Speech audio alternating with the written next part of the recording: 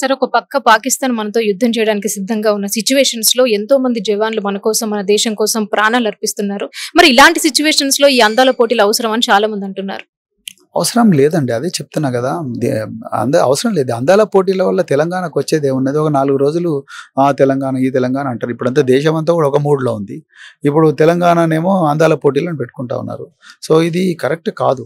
మరి అంటే దేశ ప్రజల మూడ్ జూడాలి. తర్వాత ఈ సమయము, సందర్భం గూడా జూడాలి. ఒకవైపు జవాన్లు రాత్రింబవళ్ళు పోరాడుతా ఉన్నారు బార్డర్‌ల దగ్గర. వాళ్ళ కుటుంబాల ఆందోళన ఉన్నాయి. మరోవైపు కేంద్ర ప్రభుత్వం ఇక్కడ ఆపరేషన్ కగార్ అని మన దేశ పౌరుల మీదనే చేస్తా ఉన్నది. సో, ఇవన్నిటి దృష్ట్యా ఇది ఇది ఇంత ఇంపార్టెంట్ కాదు. దీనివల్ల రాష్ట్రానికి పెద్దగా ఒనగూరే ప్రయోజనం ఉండదు. బాగా కడుపు నిండినప్పుడు మనం ఏదో అందాల పోటీలు, ఇందాల పోటీలు పెట్టుకుంటా అంటే నడుస్తది. ఇప్పుడంతా తెలంగాణ ప్రజలు దుఃఖంలో ఉన్నారు. కాంగ్రెస్ పార్టీ ఘోరంగా మోసం చేసిందని బాధలో ఉన్నారు.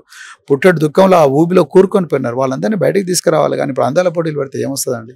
రాదు. అందుకొరకే రేవంత్ రెడ్డి గారికి ప్రత్యేకంగా రిక్వెస్ట్ చేస్తున్నా. ఇప్పుడు ఈ పోటీలు కాదండి, 600 కోట్లు జీతాలు ఇవ్వండి. లేకపోతే 200 కోట్లతోని రైతుల కన్నీళ్లు తెడవండి. లేకపోతే విద్యార్థుల కన్నీళ్లు తెడవండి. విద్యార్థులందరూ అంబేద్కర్ ఓవర్సీస్ విద్యానిధి కింద, జ్యోతిరావు పూలే ఓవర్సీస్ విద్యానిధి కింద అమెరికాకు, లండన్కు ఇక్కడ ఎంతో మంది విద్యార్థులను పంపించిండ్రు. వాళ్ళందరికీ కూడా ఇప్పుడు స్కాలర్షిప్ రాలేదు. వాళ్ళు అమెరికాలో బిక్కు అనుకుంటూ బతుకుతా ఉన్నారు. మెసేజ్ల మీద మెసేజ్ చేస్తా ఉన్నారు. మరి వాళ్ళకి డబ్బులు ఇవ్వచ్చుగా, ఈ 200 కోట్లు వాళ్ళకి ఇవ్వచ్చుగా, వాళ్ళ కుటుంబాలు బాగుపడతాయి అవి చేయడానికి.